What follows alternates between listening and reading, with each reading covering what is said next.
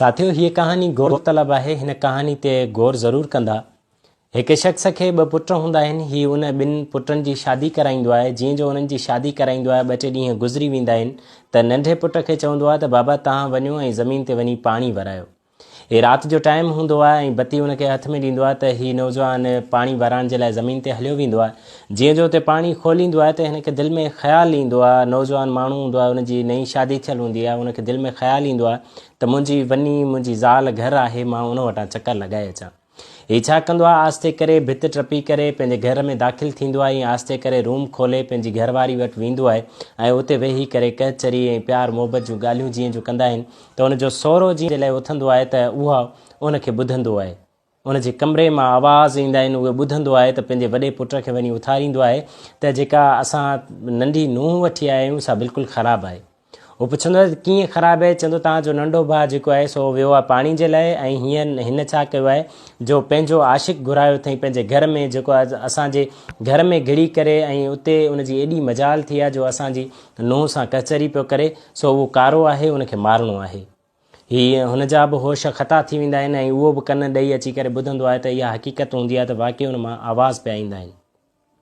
उहो छा कंदो आहे, जीअं जो दरवाज़ो जीअं जो खोलींदो आहे उहा बंदूक खणी करे बीहंदो आहे। उनखे इहो डपु हूंदो आहे त मतां उहो अॻिलो माण्हू एॾो ताक़तवर आहे जेको असांजे घर में घिड़ी आयो आहे, मतां उहो मूंखे बंदूक हणे। इन जे लाइ हीउ बंदूक तयारु करे वेठो हूंदो आहे ऐं डज़ कढाईंदो आहे। जीअं ईंदो आहे त उहो हमरा मारिजी वेंदो आहे ऐं जीअं जो किरी पवंदो आहे त उहा छोकिरी रड़ियूं करे हिननि खे चवंदी आहे त ज़ालिम, हीउ तव्हां छा कयो? तव्हां पंहिंजो भाउ खे मारे छॾियो।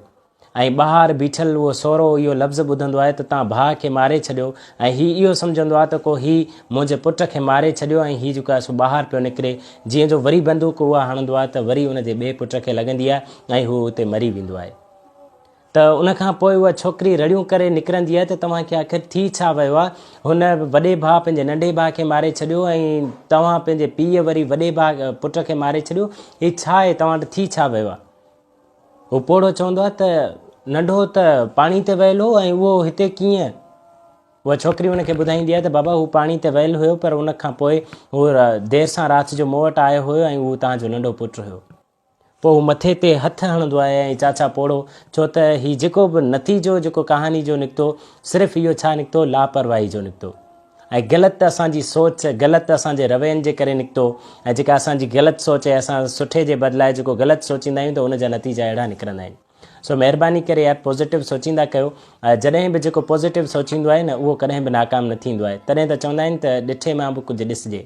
उमेदु कयां थो हीअ कहानी तव्हांखे पसंदि आई हूंदी। जेकॾहिं कहानी पसंदि आई आहे त पोइ हिन वीडियो खे शेयर करणु न विसारींदा।